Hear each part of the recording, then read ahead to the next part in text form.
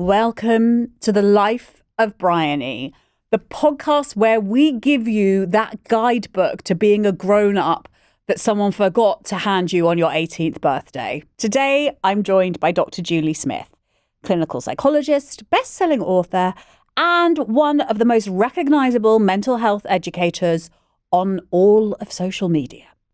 Her latest book, Open When, a companion for life's twists and turns, is packed with practical, no-nonsense advice for when life gets overwhelming. You can't change the fact that fear is here.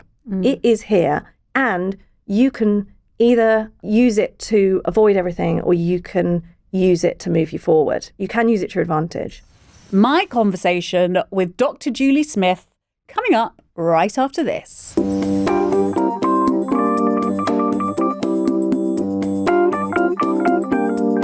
Hello, presenter Bryony. Hello, producer Jonathan. Do you have any fears or phobias? I think as someone with obsessive compulsive disorder, like my whole life really has been sort of organized around fear. Yeah, driven by it. It's like catastrophe. Yeah. You know, like that's very much, and I'm sure if you're listening, because I imagine that lots of the people that listen to Life of Bryony, I don't want to like generalize, but I imagine if you're here and you're part of our wonderful community, that you're probably here because, like me, you have lived a quite fear-based life, I would say. But that's what, like a lot of mental health issues, it's like we wake up scared every morning. Like I know I wake up terrified every morning. Yeah. I think I've said this before on a podcast.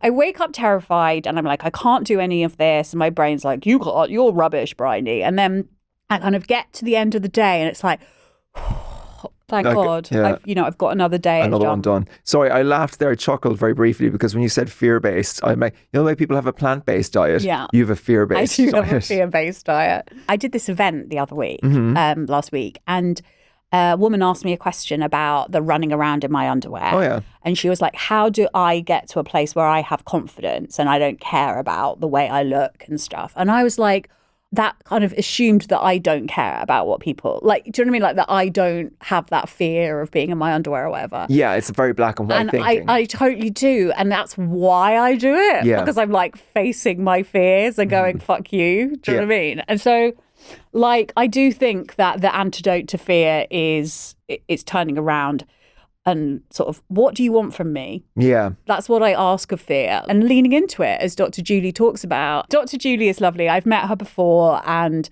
she's one of those people who looks extraordinarily put together. And that's why we follow her in our millions, because she's like, she seems to have her shit sorted. A quiet confidence. And and I feel she's very soothing and like she can solve any problem.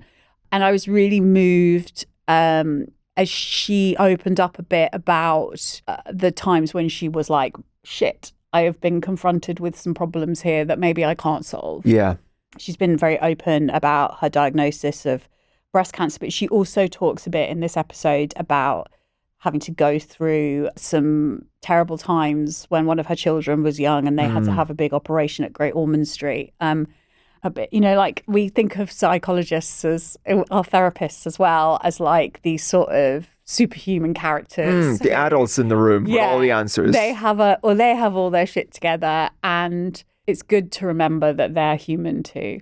And Dr. Julie, she definitely showed her human side in this conversation, and I hope you enjoy it, and I hope you get some good practical takeaways from it too. If you're enjoying today's episode, worry not, as we're twice weekly. Hit follow and never miss an episode.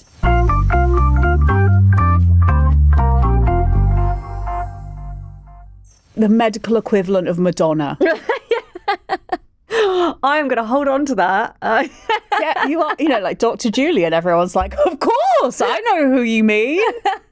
I'm one of the 3 trillion people that follow her on social media. That's what they're going to be thinking right now. I mean, it sounds a lot, doesn't it? The numbers of followers and things, but it's so spread out. Like it's all, it's worldwide. So it doesn't really affect my life. I still, go and do the school run with no makeup on, and I'm not sort of bombarded or anything. Is it strange? Because I do want to talk to you about this, because I think it is fascinating how you are, trained as a psychologist, worked in NHS mental health for about 10 years it was, and then switched to private practice, which is a very kind of common route for lots of psychologists and therapists, and and a mum of 3, and then suddenly at the age of in your late I've just turned 41. Okay, so in your sort of late 30s, you suddenly become this huge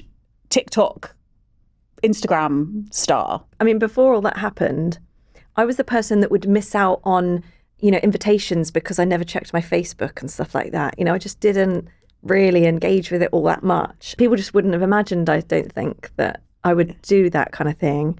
And sometimes I did it reluctantly. So how did it all come about? So it was with your husband? Yeah, so I then had 2 of my now 3 children, and I was still working in the NHS, and I realised I can't do this. I can't do it all, not well anyway. So I needed a bit more control over my own time and stuff.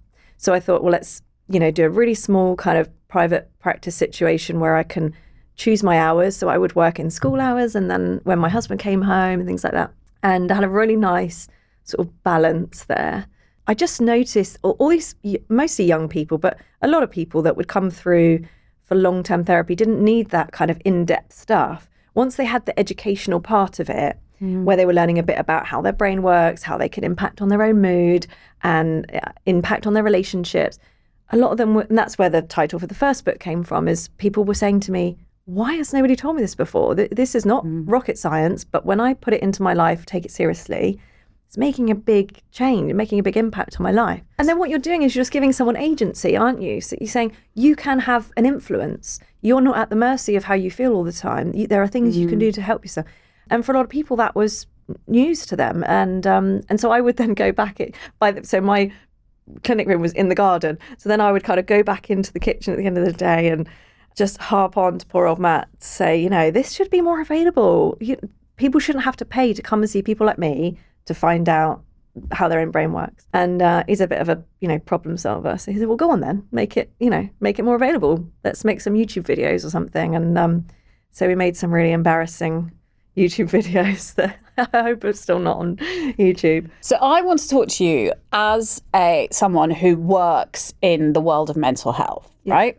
Because at the moment, the papers are full of, the political discourse is very much about overdiagnosis. I don't know if you saw at the weekend, Wes Streeting talking about how, there's a lot of it's politicized, there's a lot of kind of weaponization of mental health, and a lot of too many people are being signed off. And the sort of implication I always think when I read these things is, why aren't you just all a little bit more resilient? Yeah. And I read it and I think, well, the fact is we're not, for whatever reason, people are really struggling, people are, and that's reality, you know. And I kind of wanted to talk to you as someone who sees that. You see that on a grand scale from the people following you. People wouldn't be following you in huge numbers if they didn't need some sort of help while they're in that storm. They didn't need those people kind of putting their arms around you. And I wanted to talk to you a bit about your, there's a chapter about fear.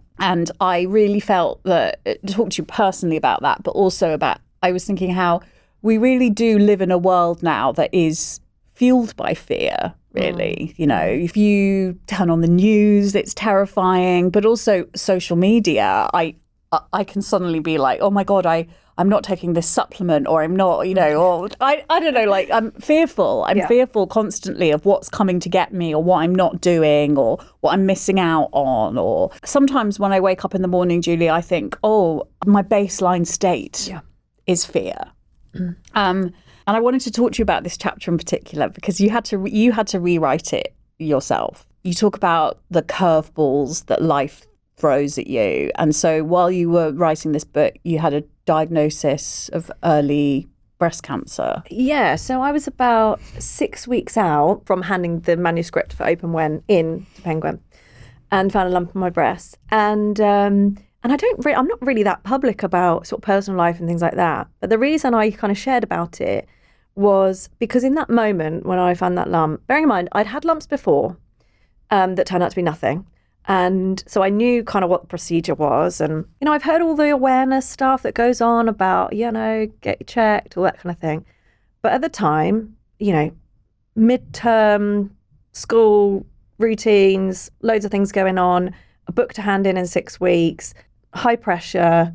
I thought, shall I just wait until I've handed this book in before I go and, do I have the headspace for this at the moment? And I genuinely had those thoughts. Knowing everything I know about how stupid that is, I thought, do I have time for this right now? Shall I just get this out the way and then I'll have more time for me in a minute? And then a couple of days later, I did try and get a GP appointment because I thought that's a silly idea. Let's just try and do it. Didn't get a GP appointment straight away. Nearly gave up then because I couldn't get a GP appointment that day and tried again the next day. Then I was about a week away from handing in the manuscript when I got my diagnosis.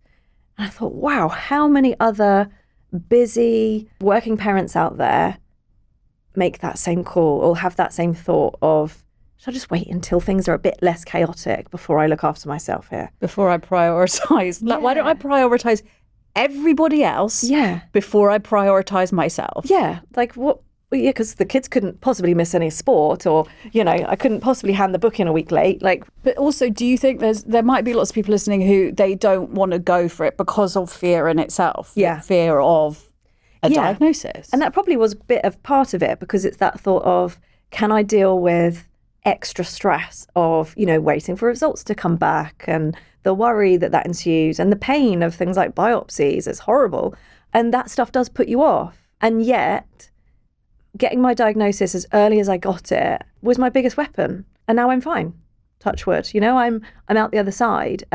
But so it saved your life. Yeah. So what if I had waited and then forgotten about it? Because, you imagine you're going to be at the end of this work project, when you hand the book in, then I'll have loads of time. No, you don't. Then you're editing.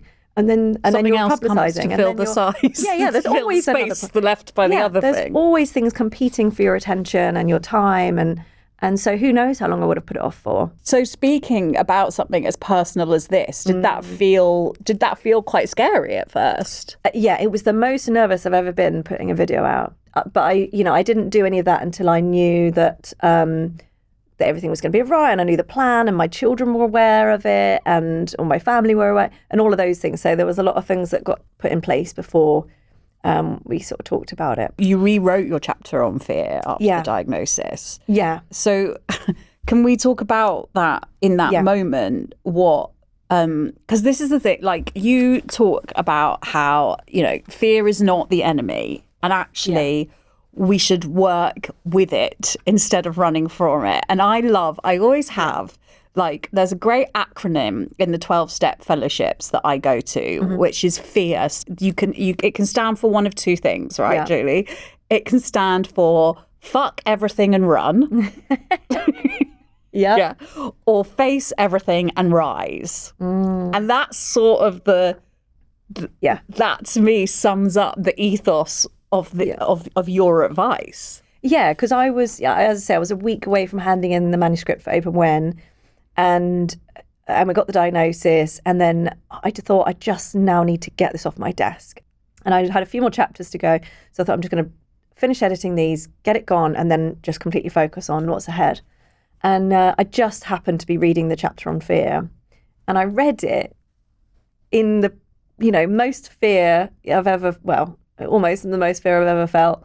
And I thought, no, this isn't quite what I need, actually. And it was very gentle, and lots of people do want that approach, but at the time I didn't. So what was the advice you could kind of originally? So the basics and the fundamentals around fear was still there, but it was a much more gentle approach. So the language that I then put, I hit delete, I started again, and the language that I put in was, I talk about this idea of predator and prey. So when you get your diagnosis, you don't find out everything at the same time. You don't suddenly have certainty about what, treatment you're going to have and what will be needed. And all of those things. That's agonizing.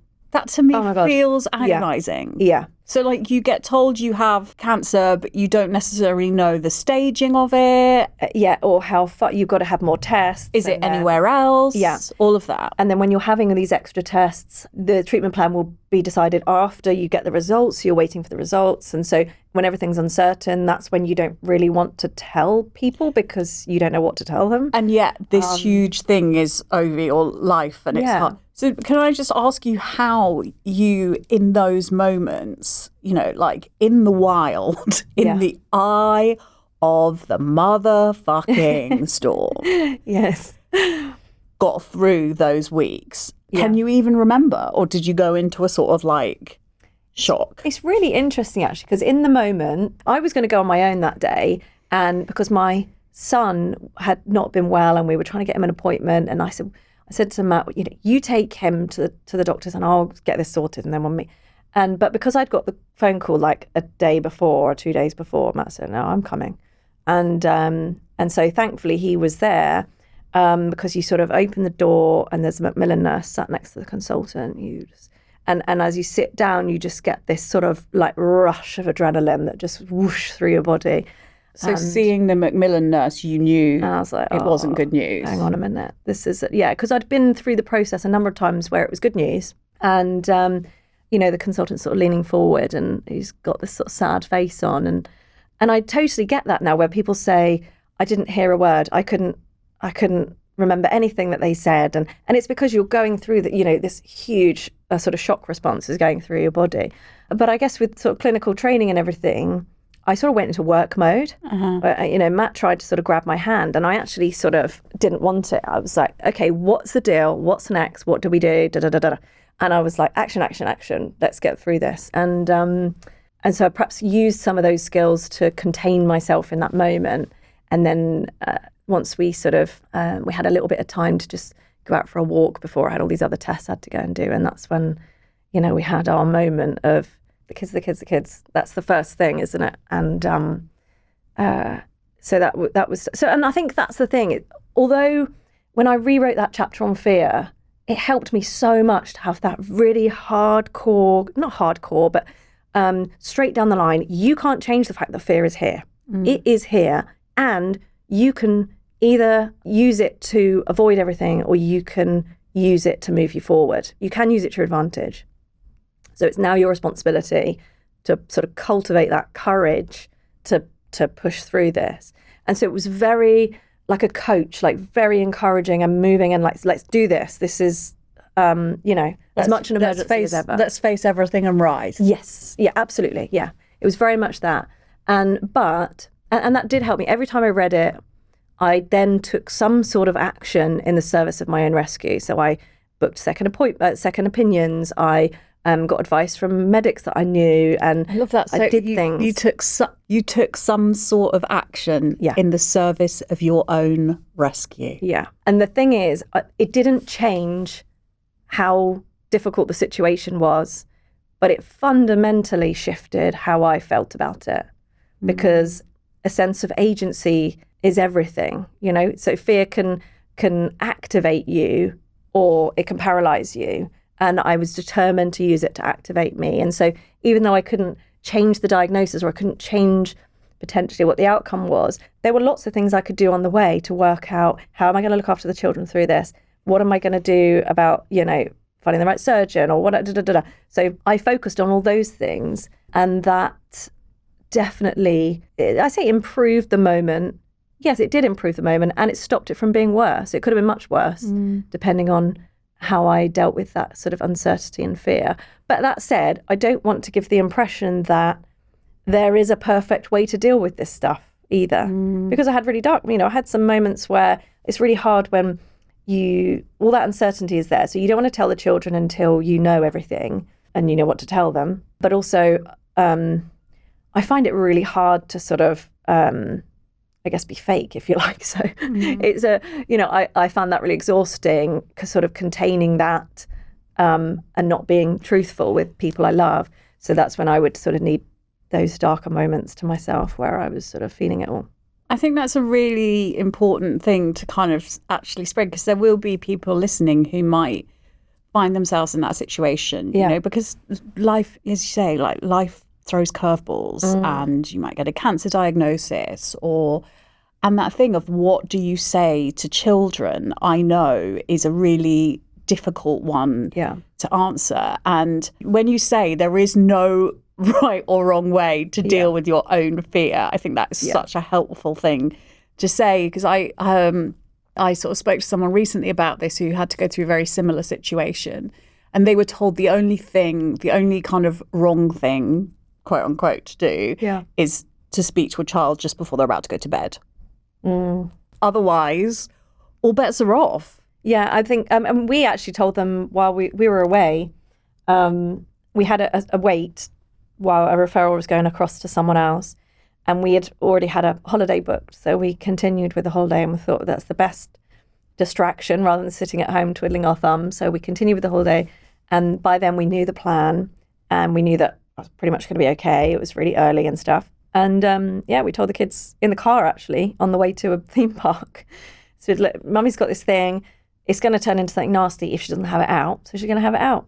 And but the thing is, my son had a big operation on his skull, actually, at Great Ormond Street when he was about 2. And so we said, you know, Mummy's got to have an operation. It's not nearly as bad as what Luke had. And Luke's fine now. So that seemed to be, in the moments of them going, what? That comparison seemed to reassure them, well, he's sat here and he's fine. So, and she said it's not as bad as that. So that was fine. So that helped, I think. And that must have been a pretty awful thing to have to go through when that happened. Yeah, that was probably the worst. That was probably worse than, I'd much prefer to do this again than go through that again, for sure. But you're such an example of how you can take really shit things happening to you in your life and use them to power you forward rather than holding you back. Yeah, I think you have to use the emotion to your advantage in a terrible situation, don't you? And the best part about fear is how activating it is. Mm-hmm. You then get to choose what action you're going to take. Is it going to take you through and out the other side? Or is it going to leave you proud of how you dealt with it or not? And I think that then allows you to kind of look at, okay, what action do I take? It needs to be something, you know, at least doesn't make the situation worse. So let's get into the nitty gritty of it for anyone listening or watching who feels that they're living a life ruled by fear, because that will be quite a lot of us. And you are an expert on this shit. That's the official title. It would be remiss of me not to use your brilliant brains to help our listeners or viewers today, because as I was saying, I think life is ruled by fear much more now. In the year 2025, Donald Trump has access to the nuclear codes, and we also, we have a lot more information available to us, which on the one hand is a good thing, but on the other hand can lead us down all sorts of rabbit holes where we become far more anxious about our health, for example. Do you know what I mean? Like I feel like I'm forever reading about increases in this horrible illness, or, what can I do to stop myself from getting this horrible illness? And it's all very sort of fear-based, when actually in reality, we are living longer and healthier lives than ever before. Yeah.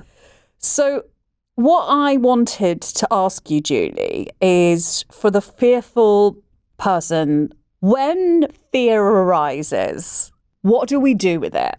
How do we take it from, oh my God, the worst thing in the world is about to happen, to using it as an activating emotion that propels us forward?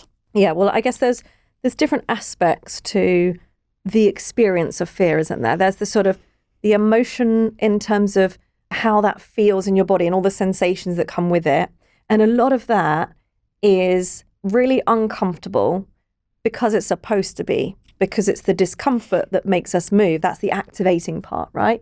So, but that's also the thing that makes us want to squash it or numb it or get rid of it. So sometimes I would, for example, this is like a personal thing, a lot of the time I feel fear, I'm too terrified. In the past, in my life, I've been too terrified So I've numbed it with alcohol, drugs, food, Yeah. television, mindless scrolling.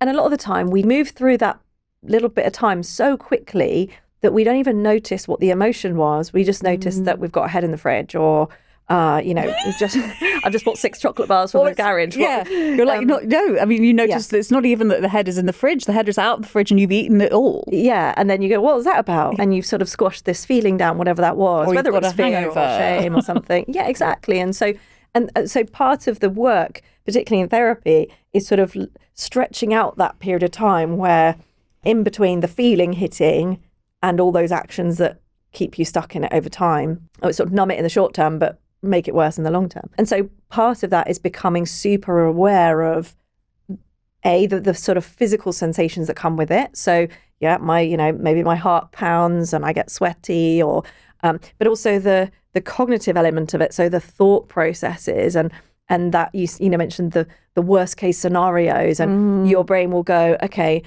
And that the thing is, people talk about fear as if it's us getting things wrong, as if that's a malfunction of your brain, and it's not. It's your brain working at its absolute best. So your brain's job is just to keep you alive, just to keep you safe. So any time that it gets any signs at all that not all is well, its job is to make sure you're aware of that.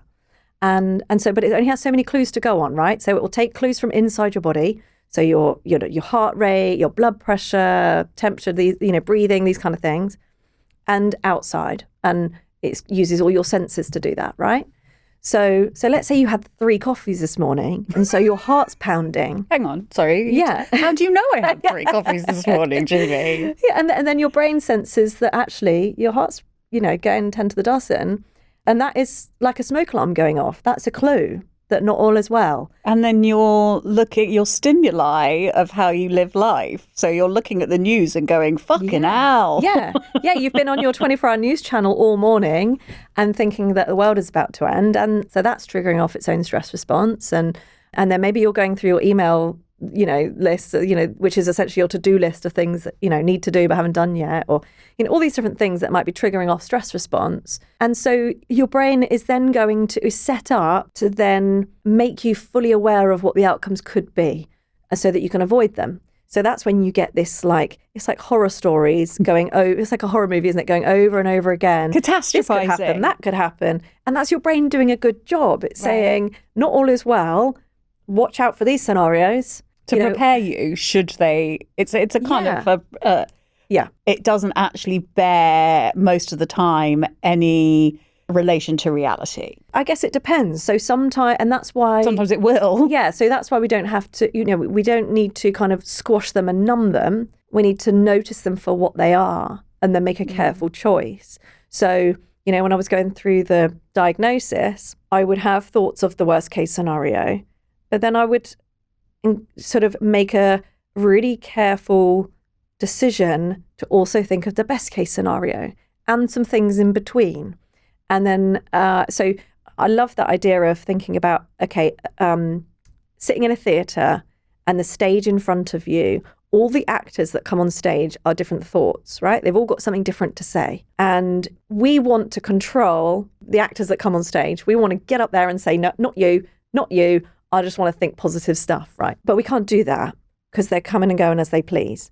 But what you do have is the spotlight.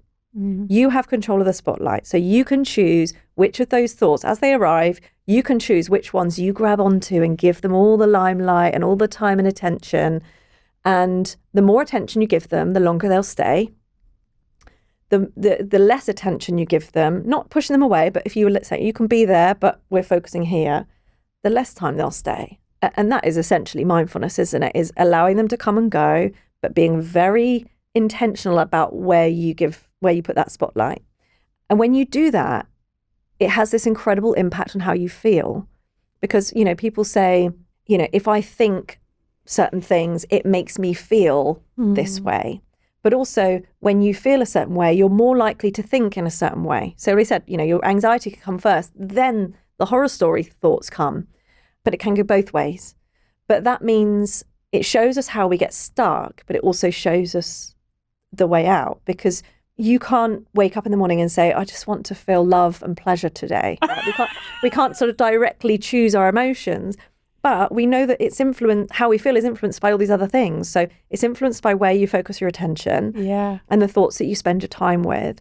And it's influenced by what you do or how you treat your body, and influenced by what you do or don't do in terms of interactions. And so the things that you can influence will also influence how you feel. So you can sort of invite certain feelings to be there more of the time or less of the time. So that as I'm listening to you, what's coming to me, sorry, I sound like some sort of psychic weirdo, but like what's coming to me is that thing. And I feel this so much as someone who had to get sober, right? Yeah. And when we get sober, one of the things we're taught about is like taking a moment, right? It's about responding, not reacting. Yeah. Right. So if you're an alcoholic and you're in your cups, you know, you will immediately go, you know, that you'll get the fear and you'll be like, right, reach for a drink to numb it. Right. Yeah. But it's actually going, okay, well, the first thought in my case, Julie, this isn't the same for everyone, but in my case, my first thought to something is usually I should not listen to. Right. Yeah. Yeah. But the second or third thought might be sensible.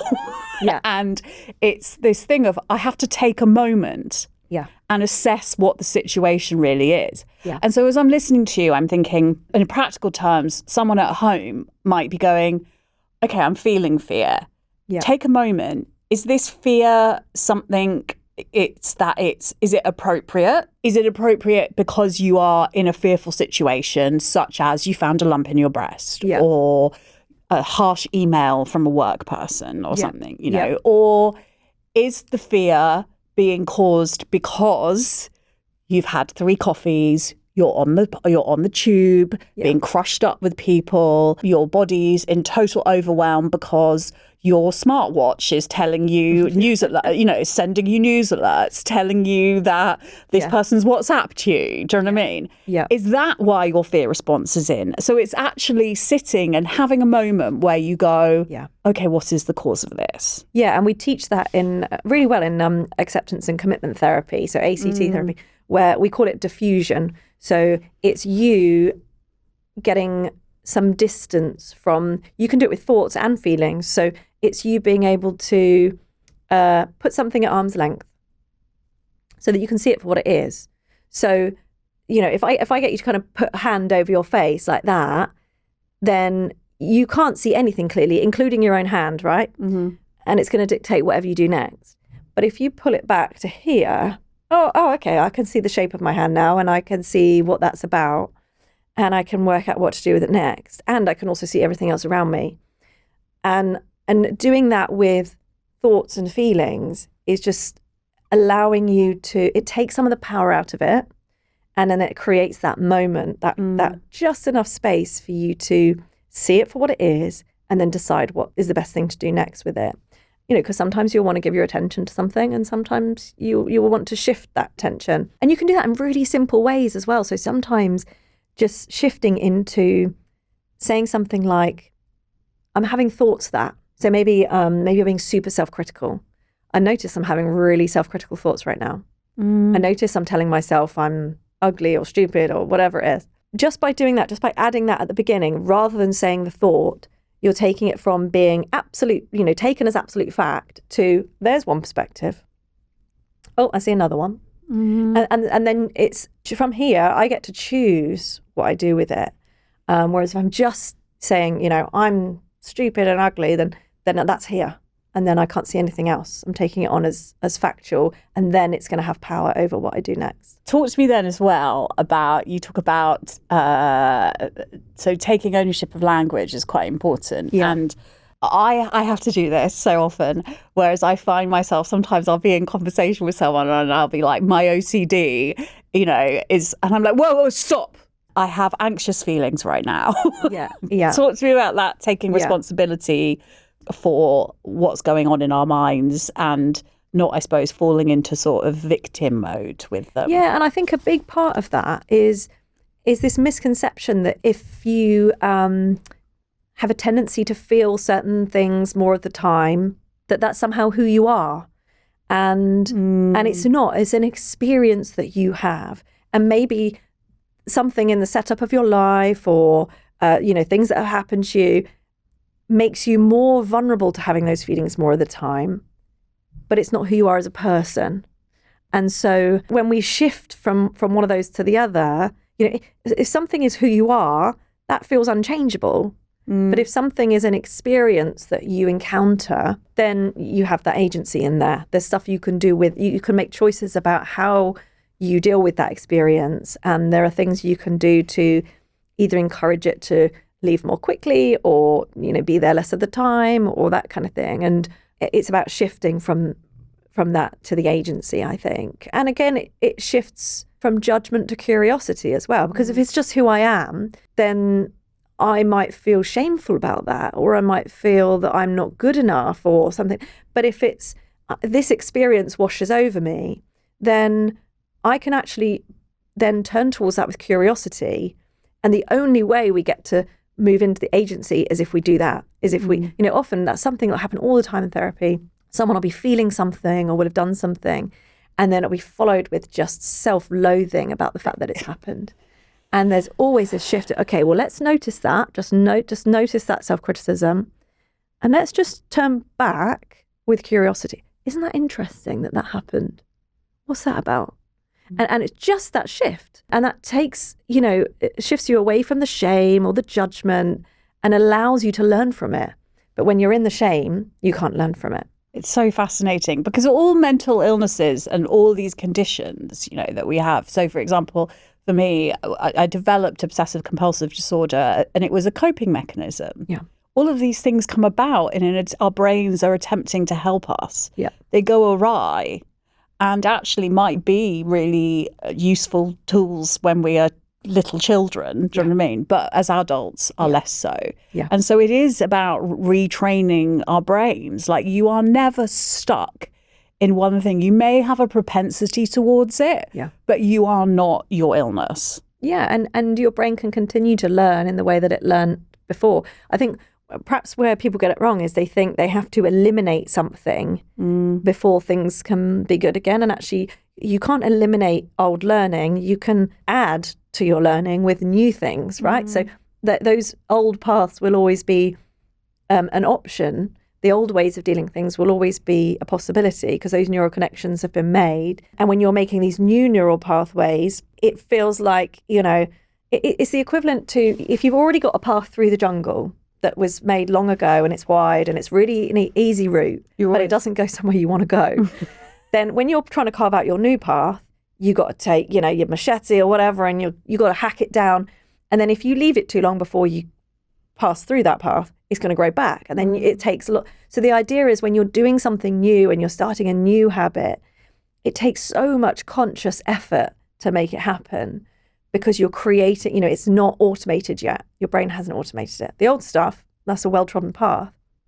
And so even when you're trying to do this new thing and you've done it several times, if you're under stress, your brain is set up under stress to take the easiest route. And so that well-trodden path will be the easiest route. And that's why when we're under stress, things like, compulsions seem to just come up like out of nowhere because before we know it, we're going back down old paths because we're under stress and the brain's taking the easy path. So fascinating, isn't it? I mean, I definitely feel as I've got older and done more and more work on myself and more therapy, that thing now of when the compulsions come in. So when I notice that I am taking photos of candles or something, to check before I leave the house, or photographing the oven, or just check it. Like these are quite like hardwired primitive things that come up in my brain. I'm like, what's going on here? Yeah. What's going on in the rest of your life, Bryony? Yeah. And when I look out, almost certainly it will be that I'm under a hell of a lot of stress. And OCD comes in and thinks, I'll help you. I'll stop the house burning down. And it's like, whoa, the house is not burning down. Yeah. But it's so interesting and that's what I would say to anyone listening who feels stuck in fear, stuck in terrible anxiety, is that it won't always be this way, and you can hack through that jungle, but it can take time, but it's still worth doing. Yeah, absolutely. And those sorts of things are so addictive because they help us feel safe almost instantly. Yeah. And it's the moment you do it, you get that little hit. And then it's 10 minutes later, you think, I need to go and do it again because they don't work in the long term. They only work in the short They term. actually make things worse in the long term. Yeah. Because they just continue to grow. You almost build up a tolerance, so you have to add to it and add to it and add to it to get that same feeling of safety that you originally got from doing the light switch a few times. And as a general rule, anything that helps in the short term is probably not going to help in the long term. The stuff that's really helpful is the stuff that's not so instant and takes time. That feels to me like the perfect place to end this conversation. I genuinely feel quite privileged. I feel like I've secretly had myself a little therapy session with you, Julie, without probably going on the very long waiting list. You're so brilliant. And I love the practical way you deal with such deeply difficult stuff, because it's genuinely helpful. Because sometimes when we're drowning, we need to be handed the life raft and said, hold on to this, just do this until you get to shore. Yeah. And that's what Open When is. But that's what I think a lot of your content is as well. It's like, it's practical and it helps. And when you're an overthinker and when you're a sensitive person, a highly emotional person, that practical stuff means so much. So I just want to thank you. Thank you. And I think for anyone who is doing that kind of thing, I think it's like doing it in the dark. So someone hands you that life raft and said, there is land that way, keep kicking. Trust me, it won't last forever. And so I think there is a degree of kind of trust of the process, and that if you keep going, things do get easier over time, but it won't be easy to start with.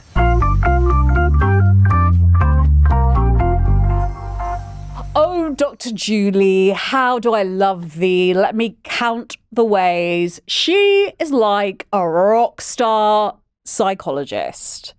Open When is one of those books that you will, well, listen, I can't speak for you, but I know that I keep reaching for it in the moments when life feels like a lot. And let me tell you, life often feels like a lot. If the same can be said for you, and this conversation has helped you, can I ask you something? Please, will you hit like, subscribe, or follow, or share it with a friend? If you're feeling really generous, how about leaving us a review? But actually, the most important thing I want to ask of you is to look after yourself, take care, be kind to your hearts, and tune in next time for more Life of Bryony.